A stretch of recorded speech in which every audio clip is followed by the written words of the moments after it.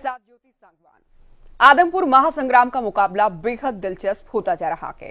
भव्य बिश्नोई के सामने कांग्रेस ने जयप्रकाश को मैदान में उतारा तो जेजेपी ने भी साफ कर दिया है कि दोनों दल मिलकर लड़ेंगे, यानी गठबंधन के तहत ही चुनाव लड़ा जाएगा। हालांकि इनेलो के उम्मीदवार का अभी इंतजार है, तो आदमपुर के महासंग्राम को लेकर चर्चा हम करने वाले हैं। ये रिपोर्ट आप देखिए।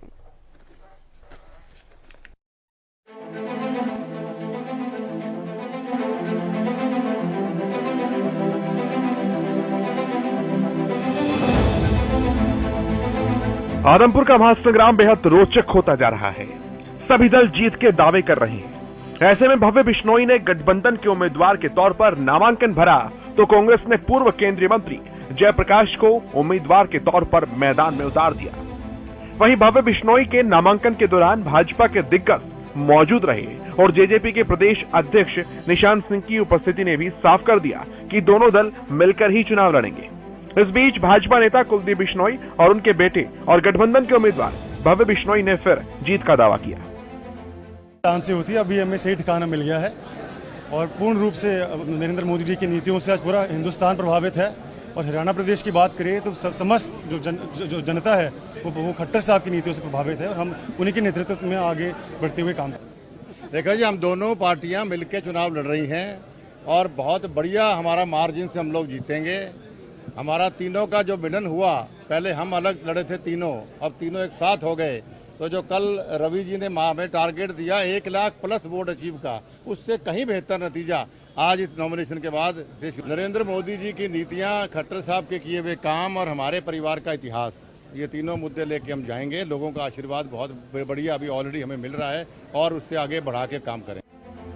वहीं गठबंधन के साथ ही दोनों ही पार्टियों के प्रदेश अध्यक्षों ने भव्य की भव्य जीत का दावा किया।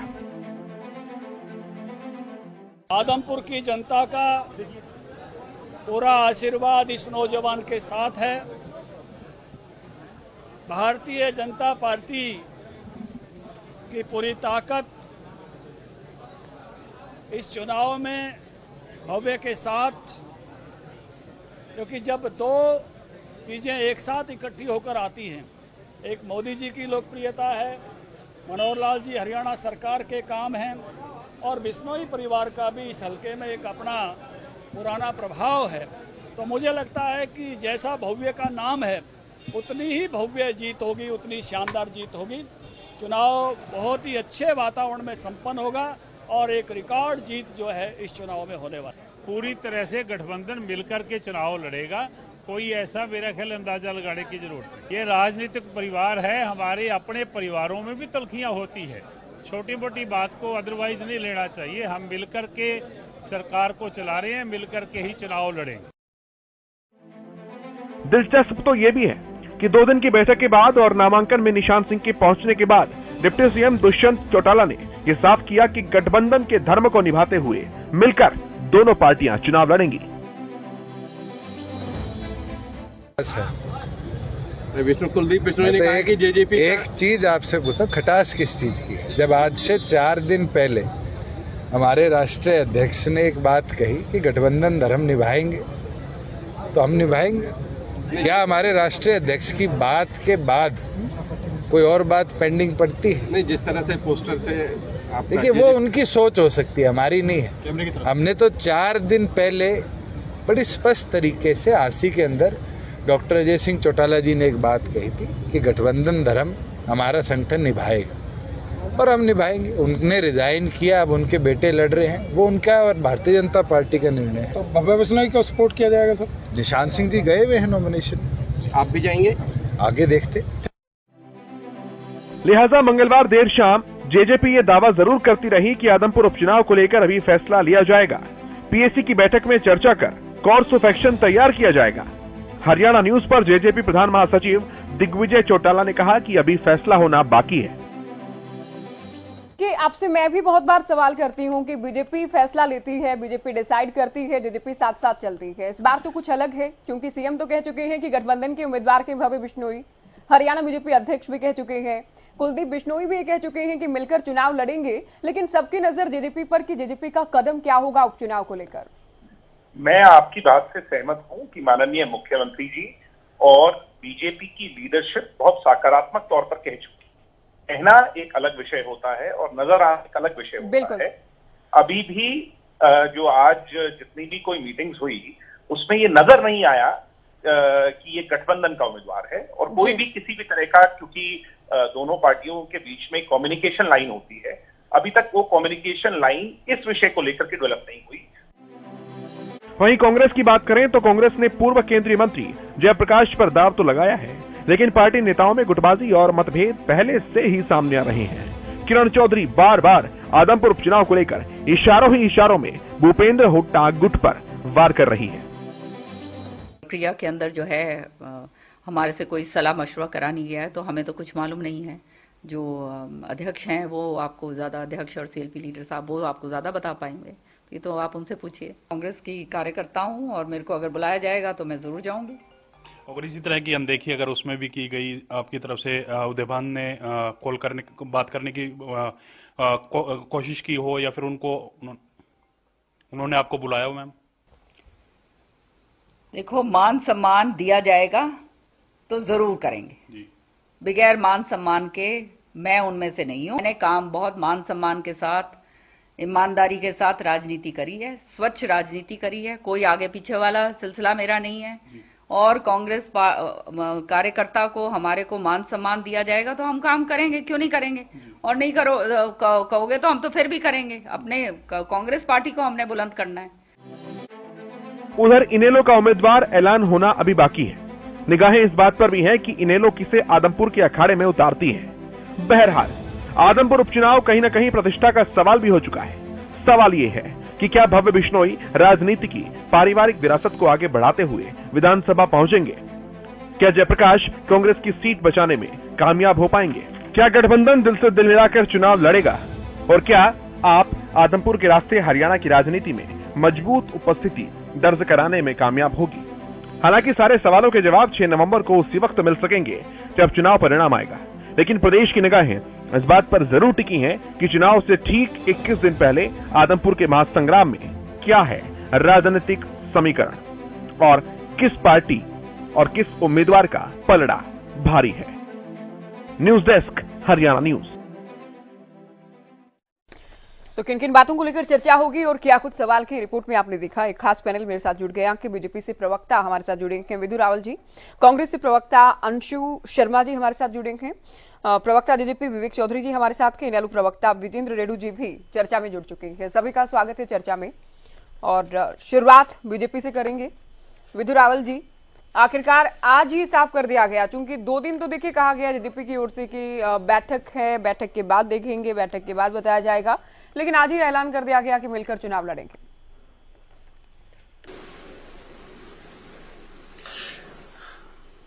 ज्योति जी, आपको नमस्कार और आपके माध्यम से आपके सभी दर्शकों को नमस्कार। जी नमस्कार। सभी हमारे प्रबुद्ध जो पैनलिस्ट इस समय आए हैं हरियाणा न्यूज पर, उन सबको नमस्ते।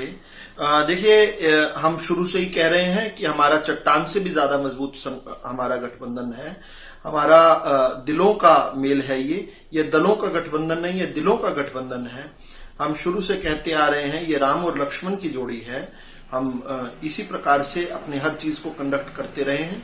इसमें बिना वजह जो है मीडिया कोई इस प्रकार की बात कर रहा था, लेकिन मीडिया को भी समय समय पर जेजेपी के भी प्रवक्ताओं ने और भाजपा के भी प्रवक्ताओं ने जवाब बताया है कि हमारा ये जो गठबंधन है बहुत आपसी तालमेल के साथ चलता है। और ये एग्जाम्पल है दूसरे गठबंधनों के लिए कि किस प्रकार से आपसी खींचातान नहीं है। यहाँ पर हम एक और एक मिलकर 11 बनते हैं, बल्कि मैं तो कहूंगा 111 बन रहे हैं।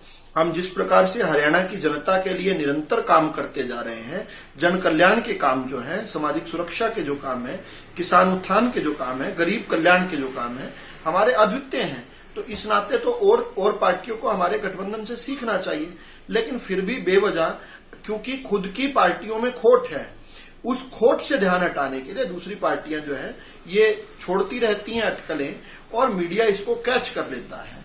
किस प्रकार से कांग्रेस को गठबंधन, माफी चाहूंगा, कांग्रेस के जो प्रवक्ता निरंतर गठबंधन पर सवाल खड़े करते थे, दरअसल उनके पास उम्मीदवार ही नहीं है। वो दूसरों के उम्मीदवारों पर तो लंबी लंबी चर्चा करते हैं, अपने उम्मीदवार पर तो चर्चा भी नहीं कर सकते। अब अंत तो गत्वा बहुत दिनों के प्रयास के बाद बहुत मुशक्कत के बाद उन्होंने एक ऐसा व्यक्ति ढूंढ लिया जो बलि का बकरा बनने को तैयार हो गया। वो जानती है कांग्रेस पार्टी कि भाजपा सभी की जमानत जब्त करने वाली है, इसलिए कोई तैयार नहीं हो रहा था। कभी चौधरी संपत सिंह जी का नाम ले रहे थे, कभी उनके बेटे को मनाने का प्रयास किया, कोई तैयार नहीं हुआ। जयप्रकाश जी का नाम लिया तो वो भी चले गए थे, पहले तो बड़ी मुश्किल से मना कर लाए। और भारतीय जनता पार्टी जो है निरंतर कह रही थी, और मैंने खुद आपकी डिबेट्स में कहा है, अन्य लोगों की डिबेट्स में कहा, हर चैनल पर आकर मैंने चैलेंज किया था कि भूपेंद्र सिंह हुड्डा इतनी बड़ी बड़ी बातें करते हैं, आए ना इस बार चुनाव में। जैसे ही भव्य बिश्नोई जी का कैंडिडेचर डिक्लेयर हुआ था, उस दिन से हम चैलेंज कर रहे थे कि भूपेंद्र सिंह हुड्डा आए, लेकिन इन्होंने जो है जमानत जब्त करवाने का ठिकरा जो है अब जयप्रकाश जी को कलायत से ले आए हैं, उनकी जमानत जब्त करवाने के लिए। और शायद मुझे तो लगता है कि इनमें आपस में कोई समझौता हुआ होगा कि जमानत के पैसे भूपेंद्र सिंह हुड्डा देंगे। कुल मिलाकर सारा का सारा खेल यही है। ये तो कड़ी टक्कर दे चुके हैं इससे पहले भी। देखिए, बिल्कुल 2009 की हम बात करें, काफी कड़ी टक्कर इनकी ओर से दी गई। मैं विवेक जी आपके पास आते हुए ये दो टक्कर भी दी है। बिल्कुल, आपने कहा ना कलायत से ले आए, तो ऐसा तो है नहीं कि कलायत से ही अभी लेकर आए हुए इन्हें। हिसार में एक्टिव रहे हैं, हिसार की राजनीति करते रहे हैं। विवेक जी नहीं, कलायत के ही तो है ना, कलायत से ही तो अभी चुनाव लड़ा था। कलायत तो है इनकी वहां पर, कलायत से चुनाव लड़ते हैं वो। अच्छा, एक बार 30 सेकंड का समय दीजिएगा, अगर सिर्फ 30 सेकंड। कर्म भूमि बता रहा हूं ना जी, कर्म भूमि तो कलायत है, लेकिन 2009 का आपने जिक्र किया, इसलिए केवल 30 सेकंड में अपनी बात करूंगा, अगर आप अनुमति दें तो। वो ये है कि 2009 में भूपेंद्र सिंह हुड्डा जो है अपने अहंकार में जल्दी चुनाव घोषित कर गए। 4-5 महीने पहले उन्होंने चुनाव घोषित कर दिया। अब उस समय उनकी हालत हो गई पतली, तो उस समय किसी प्रकार से कुलदीप बिश्नोई जी को रोकने के लिए, ताकि वो प्रदेश पूरे में ना घूम पाए, इसलिए जयप्रकाश जी को यहां पर आदमपुर में चुनाव लड़ने के लिए भेजा था, और वो किसी हद तक सफल भी हुए। नहीं तो अगर कुलदीप बिश्नोई जी को अवसर मिलता तो कांग्रेस जो 40 सीटों पर रह गई थी वो जाकर 28 या 25 सीटों पर रह जाती, भारतीय जनता पार्टी की भी सीटें बढ़ती, हजका सीट की भी सीटें बढ़ती। लेकिन उन्होंने कुलदीप बिश्नोई जी को रोकने के लिए तब भी जयप्रकाश जी का उपयोग किया, और 14 में जाकर जयप्रकाश जी को धोखा दे दिया, कलायत से टिकट भी नहीं दिया, कलायत से उनको इंडिपेंडेंट चुनाव लड़ना पड़ा और वो जीत गए। और कमाल की बात यह है कि 2014 में इंडिपेंडेंट तो जीत गए, लेकिन 2019 में जब कांग्रेस की टिकट मिली तो वो वहां से हार गए। तो स्पष्ट सी बात है कि जयप्रकाश जी को भी कांग्रेस की टिकट लेने का नुकसान होता है। इस बार भी कांग्रेस की टिकट आगे बढ़ते हुए थोड़े बहुत पैसे आ जाते हैं जयप्रकाश जी के, विवेक जी कांग्रेस की टिकट पर तो वो भी नहीं आएगी।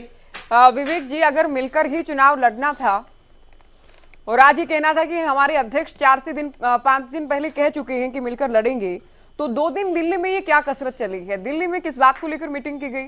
और क्यों कल दिग्विजय चौटाला ने हरियाणा न्यूज पर यह कहा कि अभी साफ नहीं हो पाया कि अभी कुछ भी फैसला नहीं लिया गया कि उपचुनाव को लेकर?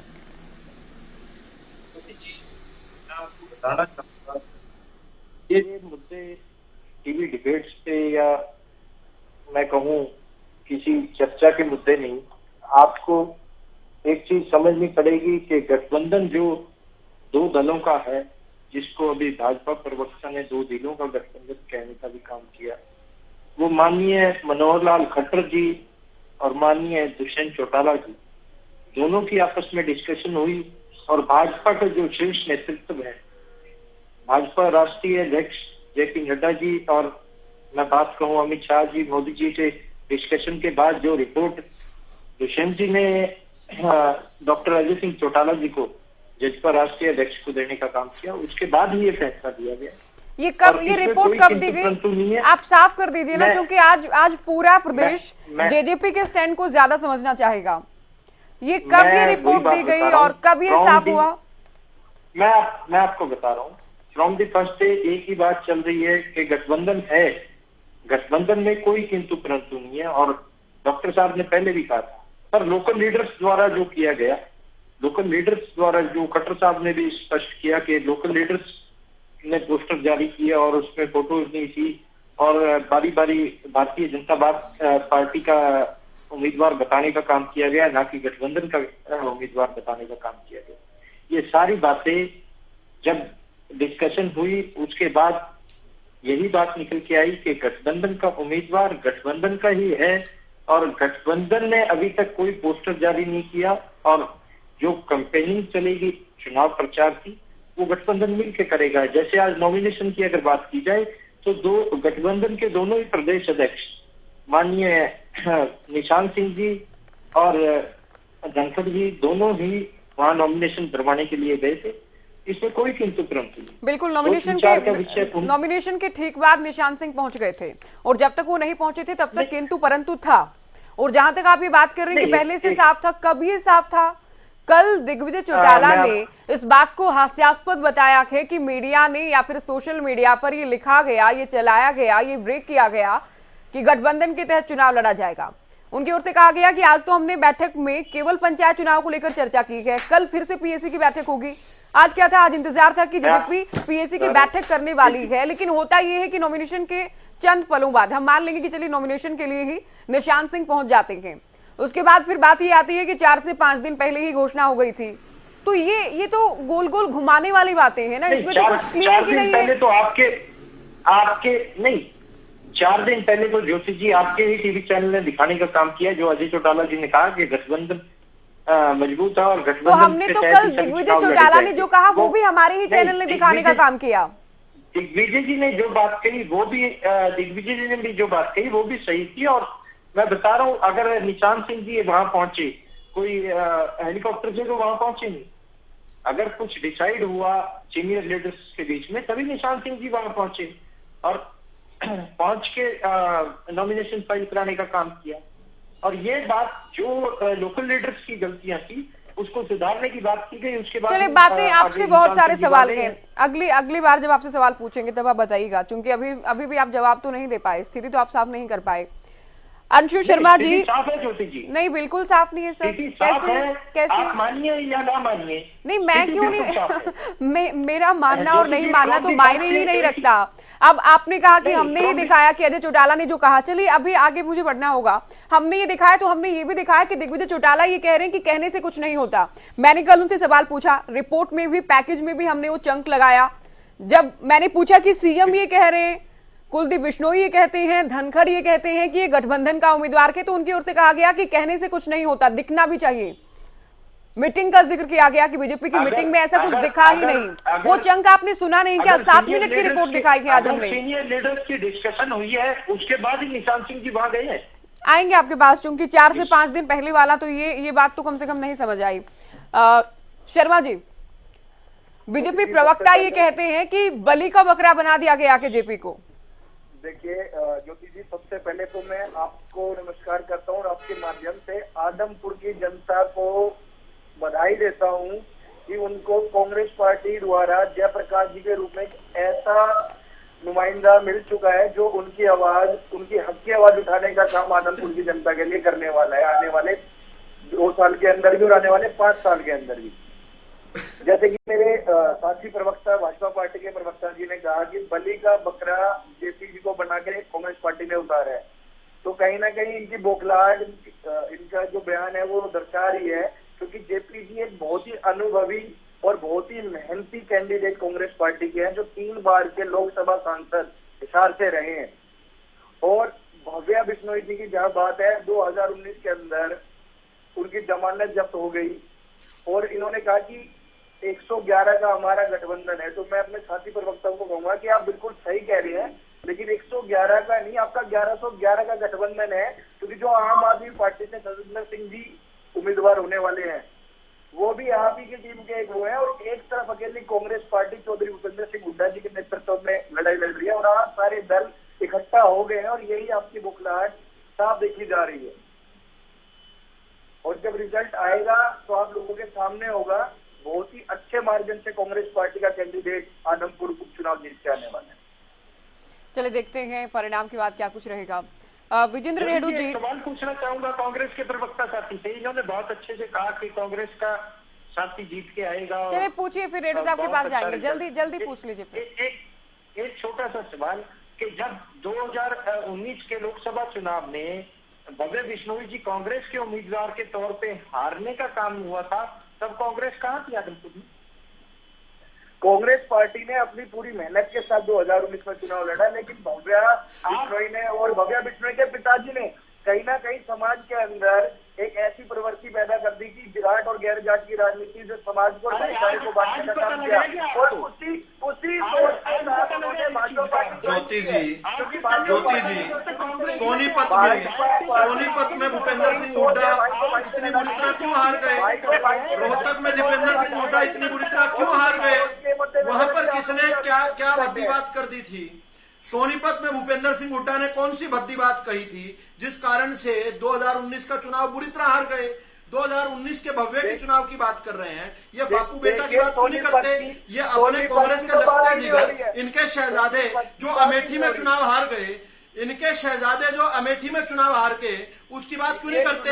अरे 2019 क्या आज भी जो मोदी जी के खिलाफ चुनाव लड़ेगा उसके चारों खाने चित हो जाएंगे। मोदी जी के खिलाफ जो भी खड़ा होगा जनता उसके चारों खाने चित कर। चलिए आगे बढ़ेंगे। और विवेक जी आपने जो कहा कि पहले क्यों कमियां क्यों नहीं नजर आई, तो पहले तो आप लोगों को भी कमियां दिखती थी ना, अब आप लोगों को भी कम हो जाएंगे दिखने।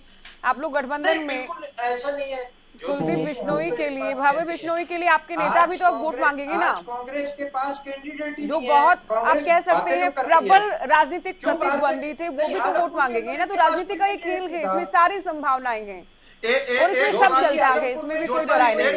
चलिए इनेलो प्रवक्ता इंतजार कर रहे हैं। मेरा एक सवाल पूछने दीजिए अगली बार सर, अगली बार रेडू साहब मुझे भी पूछने दीजिए। आपसे कब तक रोजाना ये सवाल हम पैनल पर पूछेंगे सर? कांग्रेस के प्रवक्ता से छोटा सा सवाल। नहीं, अगली बार पूछेगा। अभी देखिए इनकी पहली प्रतिक्रिया भी नहीं हुई अभी। रेडू जी, कब तक आपसे ये सवाल हम पूछेंगे कि आखिरकार कब आपका उम्मीदवार आएगा, कब नाम का ऐलान करेंगे? क्या चेहरों की कमी है, नामों की कमी है, नेताओं की कमी है आप लोगों के पास? बहुत है और नेता भी बहुत है। इंडियन नेशनल लोकदल पार्टी भाई सिंह चौटाला जी एक विशेष रणनीति के तहत इस चुनाव में उतरने जा रहे हैं। उन्होंने स्टेट बॉडी की मीटिंग फतेहाबाद में हुई, वहां बिल्कुल एक एजेंडा सबके सामने, आप लोगों के सामने भी क्लियर कर दिया था कि हम जो है 13 तारीख को कैंडिडेट की डिक्लेरेशन करने जा रहे हैं और 14 तारीख को हम नॉमिनेशन करेंगे। उसके तहत पूरे हल्के का सर्वे करवाया गया, रिपोर्ट प्रकाश चौटाला जी को सौंपी गई और उसके ऊपर डिस्कशन चल रहा है और कल हमारे कैंडिडेट की डिक्लेरेशन आप सबके सामने आ जाएगी। सर्वे रिपोर्ट क्या है आप लोगों की? ठीक है कि हम सभी प्रवक्ता साथी हैं। सर्वे में क्या स्थिति आपने उम्मीदवार को लेकर तो किया? पार्टी की स्थिति को लेकर कोई रिपोर्ट मांगी क्या आप लोगों ने? नहीं, पार्टी की स्थिति मैं बता रहा हूं ना अभी आपको। देखिए, यहाँ पर जो आदमपुर का चुनाव है इसमें सभी प्रवक्ताओं ने अपने अपने पक्ष रखा और ये हमारा फर्ज भी बनता है हम अपनी पार्टी का मजबूती से पक्ष रखें। लेकिन जो सच्चाई है वो मैं आपके सामने व्याख्यान करना चाहूंगा ज्योति जी। सच्चाई ये है कि जिस प्रकार से आज गठबंधन की सरकार ने प्रदेश में कार्य किए हैं, चाहे वो महंगाई की बात हो, चाहे वो रोजगार की बात हो, चाहे भ्रष्टाचार की बात हो, और भाई बीच में बोलना तो इन्हीं को पूछ लो ज्योति जी, आप इसको और बोलने दो इसको।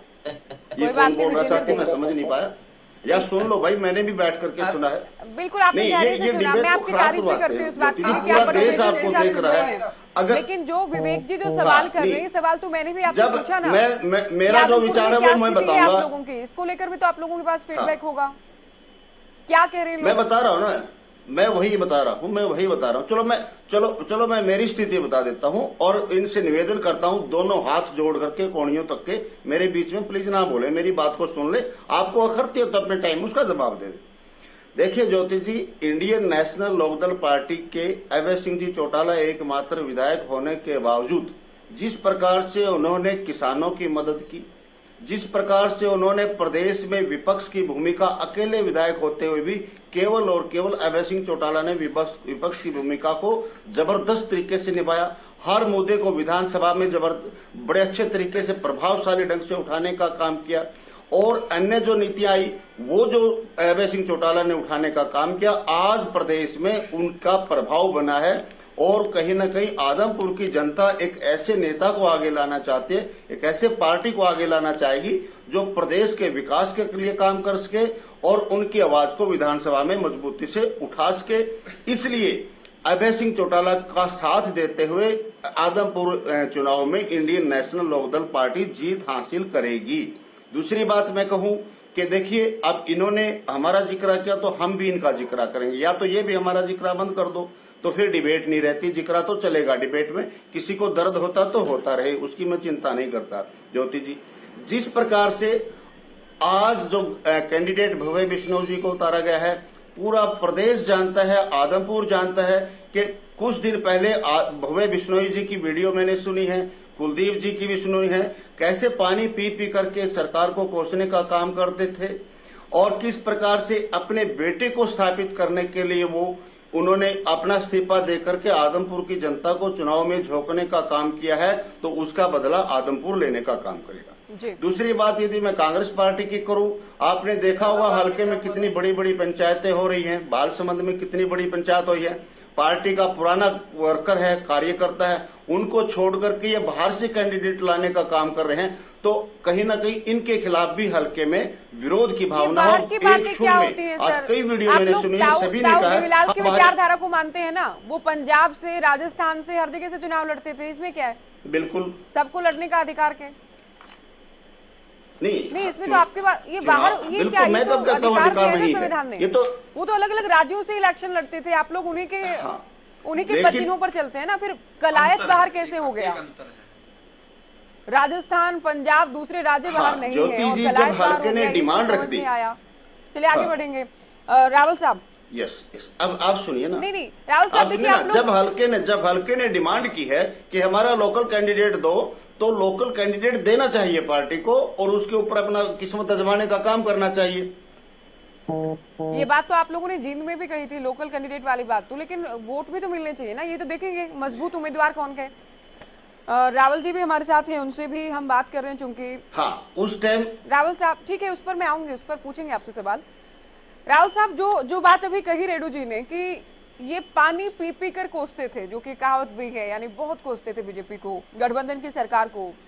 अब जब आप लोग कैंपेनिंग के लिए जाएंगे तो जनता के जहन में तो सवाल होगा कि जो भव्य बिश्नोई, जो कि वीडियो भी एक दिन वायरल के इन दिनों, सरकार के 600 दिन के कामकाज को लेकर क्या क्या सवाल नहीं उठाए, कितनी आलोचना नहीं की, तो क्या जनता ये नहीं पूछेगी कि क्या केवल स्वार्थ के लिए, केवल जीतने के लिए नेता पार्टियां ज्वाइन कर लेते हैं, उम्मीदवार भी उन्हें उतार दिया जाता है? भव्य बिश्नोई ने जो उस वक्त कहा, क्या वो ठीक था, या फिर आज वो जनता के बीच जाकर सरकार की जो नीतियां हैं उनको जनहित में बताएंगे, वो ठीक होगा? ज्योति जी, आपका बहुत अच्छा सवाल है और ये सवाल सभी पूछ भी रहे होंगे और ये सवाल सबको पूछना भी चाहिए, बिल्कुल ठीक है। लेकिन एक बात हम इसको ध्यान करें, जिस समय का वो वीडियो आप बता रहे हैं, जिस समय की बात बता रहे हैं, तब भव्य बिश्नोई जी, कुलदीप बिश्नोई जी कांग्रेस पार्टी का हिस्सा थे। उस समय उनकी आस्था और विश्वास कांग्रेस पार्टी में थी। तो जब कांग्रेस पार्टी में वो नहीं थे, उस समय वो किस प्रकार से पानी पी पी कर कांग्रेस पार्टी को कोसते थे, क्या उसकी भी वीडियो दिखानी चाहिए? देखिए, उन्होंने विचार उनके अंतरात्मा की आवाज पर उन्होंने राज्यसभा, उम्मीदवार तो आप लोगों के हैं, उम्मीदवार तो आपके गठबंधन के हैं ना, तब की वीडियो क्या दिखाई जाए? सुनिए ना, आज है ना, नहीं सुनिए ना, आज की वीडियो है क्या? वो आज की वीडियो है, वो उस समय की वीडियो है जब वो कांग्रेस में थे। तब आप एक बार कोई बीच में बोला है, अभी कोई बीच में बोल रहा है, कोई अंशु जी आप बीच में मत बोलिए, आप अपने समय में बोलिए। अगर नोट किया कीजिए, मैं भी नोट करता हूं, देखो, और कागज और पेन नहीं हो तो आपके पास भिजवा दूंगा मैं, ठीक है? अच्छा, ध्यान कीजिए। तो ये बड़ी ईमानदारी से बात करने की बात है, तो फिर बीच में मत बोलिए प्लीज, अच्छे से डिबेट कीजिए। तो मैं इतनी बात कहना चाह रहा हूं कि जब वो कांग्रेस में थे तो कांग्रेस में इस कारण से थे क्योंकि कांग्रेस की नीतियों पर वो विश्वास करते थे। उनको शायद उस समय भाजपा की जो नीतियां हैं नहीं अच्छी लगती थी, लेकिन जब धीरे धीरे हृदय परिवर्तन हुआ, जब अंतरात्मा की आवाज जागी, और एक के बाद एक कांग्रेस के अंदर अनेकों लोगों की जागी है, इसमें तो कोई बात नहीं है। हमें तो केवल 2 सीटें आया करती थी 1984 में जब पहला चुनाव हमने लड़ा। केवल ज्योति जी, कभी अंशु जी रोक दे, कभी अंशु जी रोक दे, आपसे पूछ रही हूं, कभी अंशु जी रोक दे, कभी आप रोक दो, कभी अंशु जी रोक दे मेरी बात को, कभी आप, ये ना अर्थ का अनर्थ हो जाता है। मेरा अभी पूरी बात पहुंचा नहीं हूँ, मेरी अभी भूमिका पूरी हुई थी, बात पर सवाल कर रही हूँ मैं ये कह रहा हूँ पंचायत से लेकर पार्लियामेंट तक, पंचायत से लेकर पार्लियामेंट, आप पूछिएगा मेरी नहीं मैडम, जल्दी कंप्लीट कीजिए आप बात, मेरी बात पूरी होने के बाद मुझसे पूछिएगा, मैं स्वागत करूंगा आपके। जब हमने पहला चुनाव लड़ा 1952 वाला जो चुनाव था, जब जनसंघ का चुनाव लड़ा, हमें केवल 3% वोट आई। 3 हमारे सांसद बने। जब भारतीय जनता पार्टी के रूप में हमने चुनाव लड़ा, हमारे केवल 2 सांसद आए थे 1984 में। बहुत सारे लोग जो हैं, जो पंचायत से लेकर पार्लियामेंट तक कांग्रेस को वोट दिया करते थे, उसके बाद धीरे धीरे उन्होंने कांग्रेस की कुनीतियां देखते हुए भाजपा के साथ जुड़े। क्या आप उनसे भी सवाल पूछेंगी कि वो 1984 में वो कांग्रेस को वोट क्यों दे रहे थे? क्या आज वो हमें भाजपा को वोट इतने प्रचंड तरीके से क्यों दे रहे हैं? ये तो बात है, जब जिसका मन जहां पर आ जाए और जहां पर ध्यान आ जाए उसकी बात है। 1-2 बातें जो है विजेंद्र रेड्डी जी ने की, उनका मैं बहुत सम्मान करता हूं। उन्होंने कहा, मुझे लगा कि उन्होंने मेरा चुनौती को स्वीकार कर लिया जब उन्होंने कहा कि अभय सिंह चौटाला जी एक विशेष रणनीति के तहत चुनाव में उतरने जा रहे हैं। मुझे लगा कि उन्होंने मेरी बात मान ली। वो एक बार पानी को टेस्ट करने के लिए, वाटर टेस्ट करने के लिए बड़े बड़े दावे करने के बाद वो खुद चुनाव में उतरने वाले हैं। लेकिन फिर उन्होंने कहा नहीं, कैंडिडेट कल डिक्लेयर करेंगे। मैं फिर भी उनसे उम्मीद रखूंगा, बड़े बड़े दावे करते हैं, वो आए एक बार चुनाव में, दूध का दूध पानी का पानी पता चल जाएगा। और जितने सारे विषय वो हरियाणा के अंदर लेकर जाते हैं, उन विषयों पर आकर आदमपुर में लड़े चुनाव, पता चल जाएगा उनके विषयों पर जनता कितनी सहमत है। एक उन्होंने, विजेंद्र रेड्डी जी ने और एक बड़ी दिलचस्प बात कही। उन्होंने कहा जिस प्रकार विपक्ष की भूमिका निभाई अभय सिंह चौटाला जी ने, तो बिल्कुल ठीक है। 2014 में वो नेता प्रतिपक्ष थे, 19 उनके विधायक थे। नेता प्रतिपक्ष होते हुए उन्होंने विपक्ष की इतनी शानदार भूमिका निभाई कि 19 से सीधा 1 सीट पर आ गए। अब और अच्छे से विपक्ष की भूमिका निभाकर 1 से 0 पर जाएंगे या -19 पर जाएंगे, मुझे नहीं पता। लेकिन इन्होंने जो कहा कि जो है, इससे पहले जयप्रकाश जी हिसार से चुनाव जीते हैं, 3 चुनाव हिसार से वो एमपी के जीते हैं। लेकिन 1989 वाला जो चुनाव था जनता दल की टिकट पर था, चौधरी देवीलाल जी के आशीर्वाद से जीते थे। 1996 वाला जो चुनाव था वो हवीपा की टिकट पर था, भाजपा और चौधरी बंसीलाल जी के आशीर्वाद से जीते थे। 2004 वाला जो चुनाव था वो चौधरी भजनलाल जी के पूरे आशीर्वाद से जीते थे। चौधरी भजनलाल जी ने उनको फील्ड किया था और उस समय को कुछ सर्वे अभी तो आपने पिछली बार तो ये जिक्र किया कि उनका अपना वोट तो है, वो तो इजीली जीत गए थे। अभी तो आप ये मान रहे थे कि उनका अपना वोट भी है, और अब आप ये मानते हैं नहीं, वो कलायत यही तो एज ए लीडर उनकी लाइकिंग होगी ना। You are mixing two things. मेरे समालखा में जयप्रकाश जी की 50 वोट नहीं है। कलायत की बात कही थी मैंने कि कलायत में 2014 में इंडिपेंडेंट जीत गए, लेकिन कांग्रेस की जब टिकट मिली तो वोट आधी रह गई। यही तो बात कह रहा हूं मैं भाई। कलायत में तो हो सकता है उनका थोड़ा बहुत वोट हो, उनके साथ हो, लेकिन हिसार में तो उनका जो है 100 कूच तक कोई भी पानी नहीं है। तो कुल मिलाकर बात समझने की है। जवाब मेरा बनता है, यहाँ पर एक बात को स्पष्ट समझ लीजिए। कमेंट कीजिएगा विजेंद्र जी, एक बार मुझे 10 सेकंड दे दीजिए विजेंद्र जी, उसके बाद आप दीजिएगा 10 सेकंड, ओनली 10 सेकंड। मैं सम्मत कर रहा हूं जो मैंने सारी बात कही, मेरी सारी बात और मेरे साथी प्रवक्ताओं की सारी बात आप सुन लीजिए, और इसका सार यह निकलेगा कि ये बहानेबाजी कर रहे हैं, इनके पास उम्मीदवार नहीं है, इन्हें सबको पता है उम्मीदवार खड़ा करना मतलब जमानत जब्त करवाना है। अब जमानत के पैसे, एक रूमर चल रहा है सोशल मीडिया पर कि जमानत के पैसे इकट्ठे करके दिए हैं भूपेंद्र सिंह हुड्डा ने, जयप्रकाश को बड़ी मुश्किल से मनाया है, कहा कि साहब जमानत के पैसे मैं दूंगा, तू चुनाव लड़ ले। ऐसा एक सोशल मीडिया पर जोक चल रहा है। अब कांग्रेस के प्रवक्ता इसकी पुष्टि कर देंगे। अब अभय सिंह चौटाला जी के पास तो बहुत अकूट धन है, आय से अधिक संपत्ति का केस भी चल रहा है, उनके पास जमानत का क्या तोड़ा है? उन्हें तो चुनाव लड़ लेना चाहिए। मैं तो उनको फिर से इन्वाइट करता हूँ, आए चुनाव लड़े। अच्छा विजेंद्र रेड्डी जी बोलिए आप। ओके, देखिए, हाँ ज्योति जी, इन्होंने अभय सिंह को चुनाव लड़ने के लिए न्योता देने का काम किया है। मैं भी न्योता देता हूँ। अभय सिंह भी एक विधायक है और मनोहर लाल जी भी विधायक हैं। आप मनोहर लाल जी का कल नॉमिनेशन करवा दो, हम कल साथ ही अभय सिंह का भी नॉमिनेशन करवाने का काम करेंगे। ये मैं आपकी चेतावनी को स्वीकार करता हूं। आप उनको ले आइए, इधर से अभय सिंह जी आ जाएगा, उधर से भूपेंद्र हुड्डा जी आ जाएंगे, बना दो हॉट सीट, लड़ो इलेक्शन, हम तैयार हैं। सभी प्रवक्ताओं की अगर चले, नंबर 2 बात इन्होंने की विपक्ष की भूमिका। सीएम को, एक्स सीएम को, अभय चौटाला को ही उम्मीदवार बना दे आप सभी मिलकर। अभी कांग्रेस प्रवक्ता से मेरा सवाल है, डिटेल में नहीं जाना चाह रहा था कि इस तरह की लोग बात इस तरह की बातें करते हैं कि अभय सिंह आ जाए, भूपेंद्र सिंह आ जाए, अरे भाई आ जाए, भूपेंद्र हुड्डा आ जाए, तो हम भी चैलेंज करेंगे ना। इन्होंने हमारे को चैलेंज किया, हम भी इनको चैलेंज करते हैं। एक सवाल हो गया ज्योति जो इन्होंने पूछा है राम जी ने मेरे से रावल ने मुझसे पूछा है कि विपक्ष की भूमिका निभाई। 100% अभय सिंह चौटाला ने जो विपक्ष की भूमिका, अरे कमाल है, आप उसको ले आओ दूसरे को। जब आप अभय सिंह को मांग रहे हो तो हम भी तो मांग रहे हैं मनोहर लाल जी को, इसमें क्या बात है? आप अभय सिंह को मांग रहे हो, हम मनोहर लाल जी को मांग रहे हैं। आ जाइए, बर्बादी फॉर्म इसका उठवा देंगे, उसका भरवा दो, इसका उठवा दो, कोई बात नहीं। अरे भाई नहीं, अरे वापस मिलता है, आप उसको वापस उठवा लीजिए, मनोहर लाल जी का भरवा दीजिए, हम आ जाएंगे और देखेंगे। मैं भी आऊंगा इलेक्शन में, आप भी आओगे। चलिए, जो होना ठीक है। और जहां तक विपक्ष की भूमिका वाली बात है, पूरा हरियाणा प्रदेश इस बात को मानता है कि केवल और केवल अभय सिंह ने ही विपक्ष की भूमिका निभाई।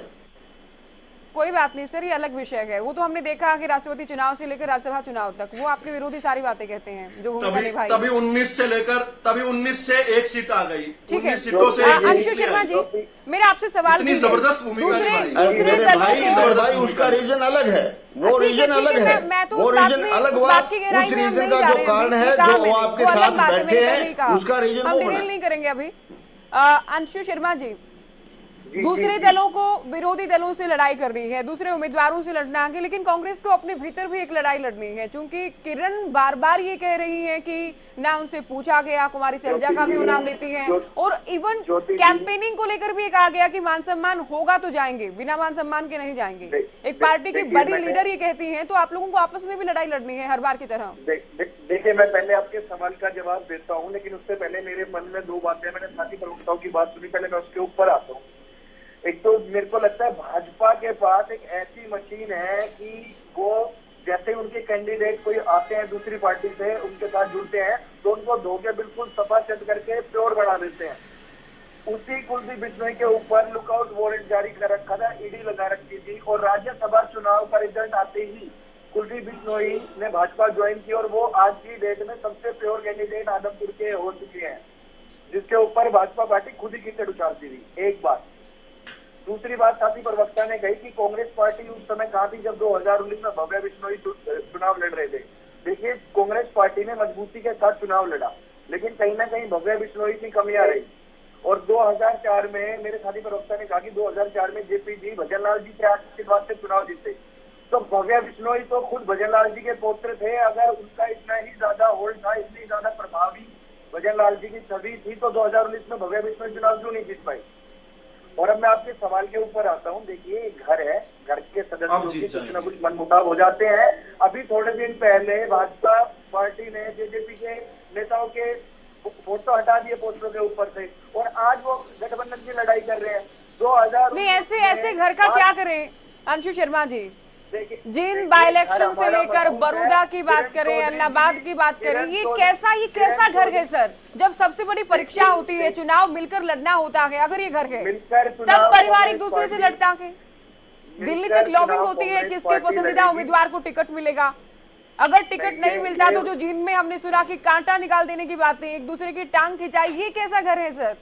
और अगर इलेक्शन के टाइम एक नहीं हुए तो फिर क्या फायदा इस तरह के घर और परिवार का? ये सारी वो बातें हैं जो नॉर्मली चलती आ रही है, हर पार्टी के अंदर होती है।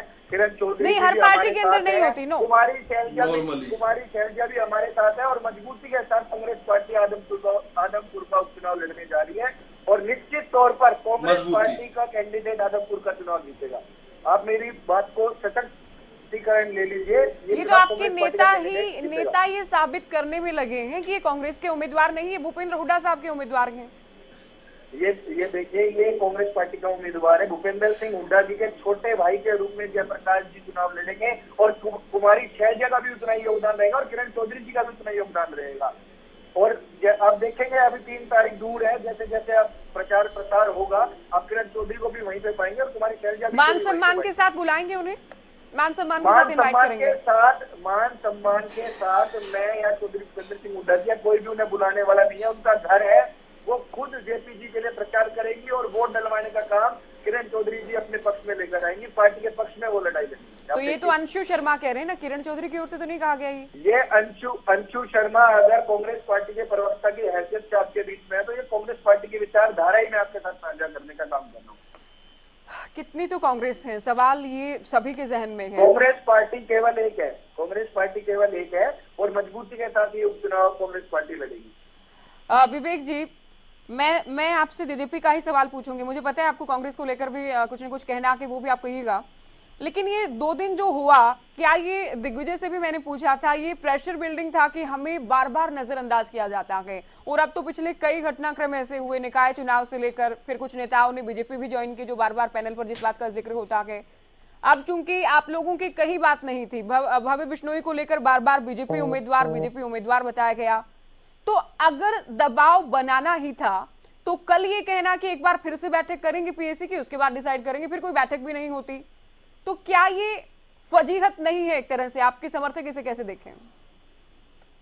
नहीं ज्योति जी, ऐसा कुछ नहीं है। जो बातें आपने कही कि दबाव बनाना या बीजेपी में जेजेपी के साथ शामिल होना, आपने फिर वो भी खबरें दिखानी चाहिए जिसमें जेजेपी में और अन्य दलों से साथ शामिल होते हैं, वो भी खबरें आपके सामने।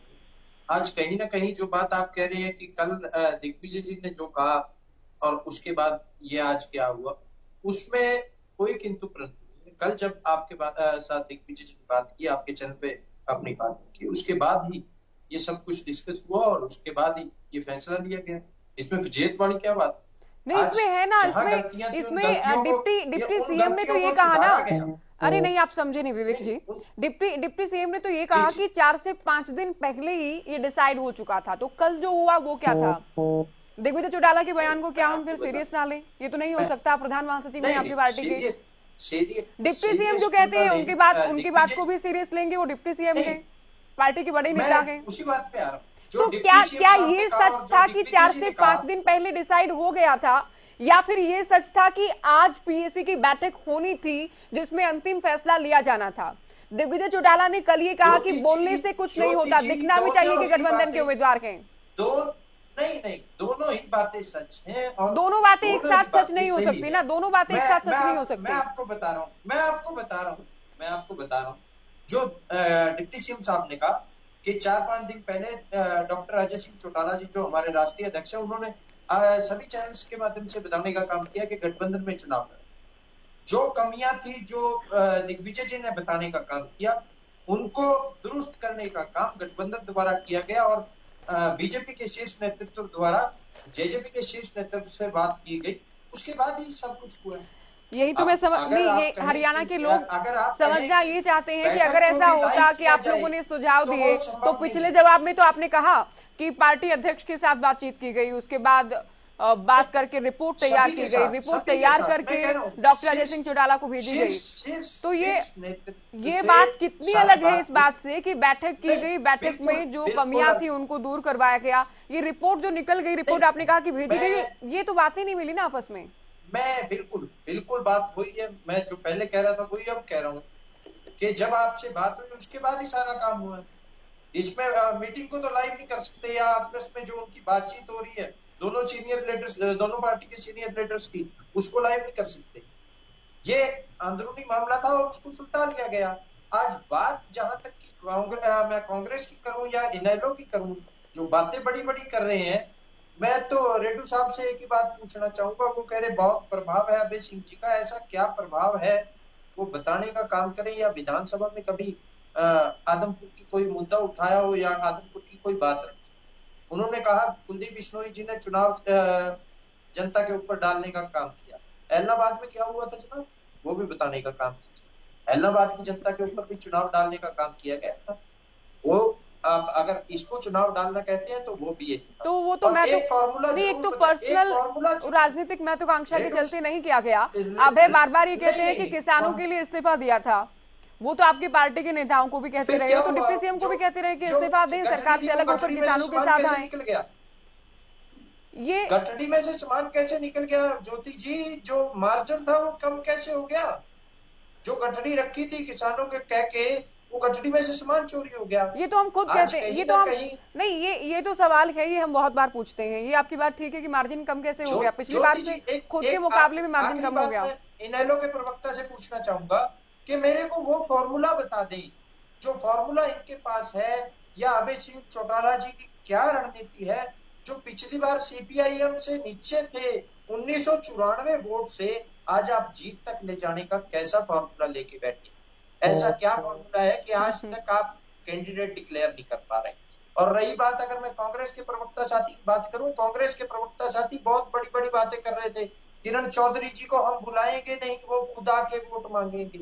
मैं एक चीज कहता हूं, कांग्रेस के प्रवक्ता साथी की मैं सारी बातें सही मानूंगा। अगर कल जेपी जी के नॉमिनेशन में किरण चौधरी जी, शैलजा जी, रणदीप सुरजेवाला जी, कैप्टन अभिमन्यु, कैप्टन अजय यादव जी सभी वहां खड़े होंगे तो मैं भाई साहब मैं आपकी बारी में मैं नहीं बोला, सुनने का काम कीजिए, अपनी बारी में जवाब दीजिएगा। आज किरण चौधरी जी चीख के एक बात कह रहे हैं, सुनने का काम कीजिए। अंशु जी पहली बार डिबेट में बैठे हैं क्या? अंशु जी पहली बार डिबेट में बैठे हैं, सुनने का काम कीजिए, अपनी बारी में बोलिएगा। आज किरण चौधरी जी चीख चीख के एक बात कह रहे हैं कि कोई मान सम्मान नहीं दिया जा रहा और कोई हमारी पूछ नहीं की जा रही।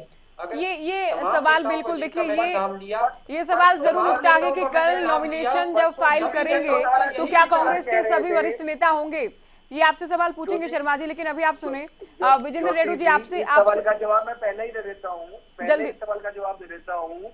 कांग्रेस पार्टी की भारत जोड़ो यात्रा चल रही है, तो हर एक नेता राहुल जी के नेतृत्व में उस यात्रा में भी व्यस्त है और साथ ही साथ उपचुनाव में भी अपनी भूमिका निभाने का काम करेगा। और दूसरी बात मैं जवाब दे देता हूँ, भारतीय प्रवक्ता को जवाब दे देता हूँ। 2 दिन पहले मान सम्मान की बात कर रहे हैं, 2 दिन पहले दिग्विजय चौटाला जी कह रहे हैं कि हम निर्धारित करेंगे कि हम एक साथ चुनाव लड़ेंगे या नहीं लड़ेंगे। भाजपा के बैठों से आपके नेता, चलिए आपका जवाब हुआ, लेकिन कल भी हम चर्चा करेंगे शर्मा जी। ये ना हो कि भारत जोड़ो यात्रा की बजाय आपके नेता तोशाम में बैठे रह जाएं, तोशाम में बैठी रही आपकी बड़ी लीडर, भारत जोड़ो यात्रा में भी ना जाएं और नॉमिनेशन फाइल होगा वहां भी ना जाएं, क्योंकि हमारे पास तो अपडेट होगी। देखिए ज्योति जी, संगठन में सबकी जिम्मेदारी संगठन के शीर्ष नेतृत्व में लगाई हुई है और अपनी अपनी जिम्मेदारियों को सभी नेता बखूबी निभाने का काम करेंगे।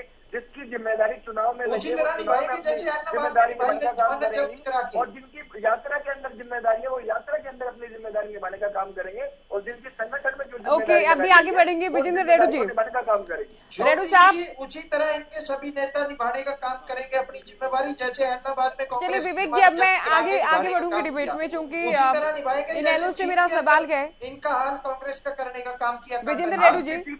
हम इस पर अरे शर्मा जी, नहीं ऐसे नहीं चलेगा ना, आप लोग आपस में डिबेट करते रहेंगे, दूसरे भी तो प्रवक्ता है ना आप लोगों के साथ, धैर्य से सुने आप लोग। रेड्डी साहब, ये जीन जैसा तो आप लोग नहीं करेंगे, बहुत माहौल बनाया आप लोगों ने, पंचायती उम्मीदवार होगा, लोकल उम्मीदवार होगा, 20 से 25 हजार वोट तो जेब में होंगी, ये सारी बातें कही गई। हुआ क्या, कितने 3200 या 3500 ऐसे कुछ वोट आए, तो कोई ऐसा 3454 ऐसा कुछ ये नंबर था। उसमें भी बात उठी है बीएसपी के वोट हैं, ये अभय चौटाला के वोट हैं, या फिर ये किसके वोट हैं, क्या ये उम्मीदवार की जो पंचायती उम्मीदवार था उसके वोट हैं। तो कहीं इस बार तो ऐसा ही नहीं करेंगे कि फीडबैक लिया गया है, पूछा गया है, सर्वे करवाया गया है, जेब में वोट वाला उम्मीदवार लेकर आएंगे, क्या होगा? देखिए ज्योति जी, समय बड़ा परिवर्तनशील होता है। जब समय का एक मार आती है और फिर समय की में जो कुछ मार आता है तो उसका बड़ा परिवर्तन होता है। जो जींद का बाई इलेक्शन था उस टाइम के हालात और जो आज का इलेक्शन है उस टाइम के आज के हालात में बड़ा डिफरेंस है, बहुत बड़ा डिफरेंस आया है।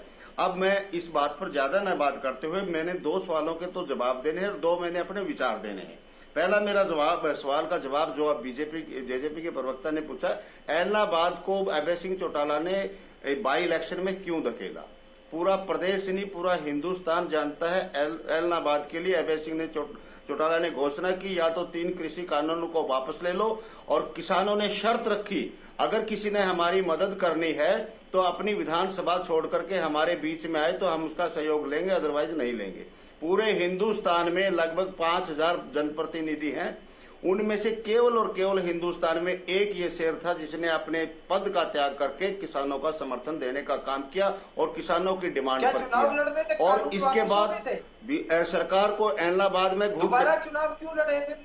चुनाव लड़ने तक तो कानून इसको बुला लो, आप बोल लो, कोई नहीं, प्रदेश देख रहा है, तो बोल लो, आप टीवी पे बैठ के बोल लो, टीवी चैनल आप में बीच में बिलना क्या आदत है? मैं आपसे सवाल पूछ रहा हूँ, विवेक, आप लड़ने तक कानून वापिस होगा? मैं तो करूंगा भाई, मैं तो गलत करूंगा, मुझे जो बात कहनी आएगी मैं कहूंगा, मैंने जो बात कहनी है मैं कहूंगा, आपके इशारे से मैं नहीं नाचने वाला हूँ, मुझे जो कहना मैं कहूंगा। आपके टाइम में आप काउंटर कर दो उसको, बीच में क्यों टोकते हो भाई? ज्योति जी देखिए, वहां पर सरकार के घुटने टिकवाने का काम किया, और जहां ये कहते हैं मार्जिन कम क्यों है, इसका भी सवाल का जवाब मैं दे रहा हूं। पहले चुनाव में जो 2019 में हुआ था, एपी सिंह चौटाला को 56,000 वोट मिले थे और बाई इलेक्शन में 66,000 वोट मिले, यानी कि लगभग 10,000 वोटों की बढ़ोतरी हुई। उसके कंपेरिजन में सभी पार्टियों ने मिलकर के उनको मारने का प्रयास किया था। हाँ जी, जीत का अंतर क्या रहा था? किसानों के समर्थन के बाद, किसानों को लेकर दिए गए बलिदान के बाद। सुना नहीं मैंने। देखिए बात सुनो, कितना समर्थन रहा। आप ये देखिए कि सरकार की वोट कितनी घटी थी, 90,000 वोट थी, जिसमें 38,000 कांग्रेस की थी, 6,500 जेजेपी की वोट हुआ करती थी और 48,000 के लगभग बीजेपी की वोट थी। 90,000 वोटों ने मिलकर के इलेक्शन लड़ा था 56,000 के खिलाफ। अब अंतिम पड़ाव की ओर, आखिरी कमेंट। 10,000 वोट बढ़ करके आई ज्योति जी। राहुल साहब, हाँ, आखिरी कमेंट ये है कि इन्होंने कहा आदमपुर का चुनाव, एक सेकंड और बस, आदमपुर के चुनाव की बात की। ये सही बात है कि 2019 में परिणाम ज्यादा बेहतर नहीं रहा, लेकिन 2014 के परिणाम को भी देख लीजिए मेरे छोटे भाई। उस time 40,000 vote Indian National Lokdal को मिली थी, आप लोग आप थे ना साथ में, और इंडियन ठीक है विजेंद्र रेड्डी जी, रुकिए ना, वक्त नहीं है। कितनी थी वो भी बताने का काम कीजिए। 2019 में विजू रावल जी आप हैं फोन लाइन पर, बताने का काम कीजिए।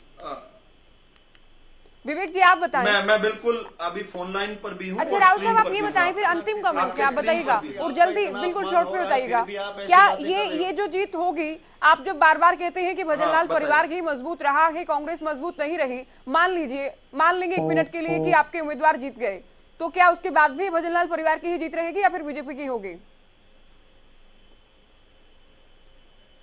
ये आदमपुर की जनता की जीत होने वाली है, बहुत भव्य जीत होने वाली है। आदमपुर की जनता का एक भव्य भविष्य दिख रहा है। चलिए आखिरी कमेंट है और टाइम बहुत कम है। अंशु शर्मा जी आप भी बहुत जल्दी बोलिए। जनता की जीत होने वाली है। सुनिए, नहीं एक सुनिए ज्योति जी, ये ठीक नहीं है। एक बार बात तो पूरी करने दी ना, मैं तो सुन रहा था सबको।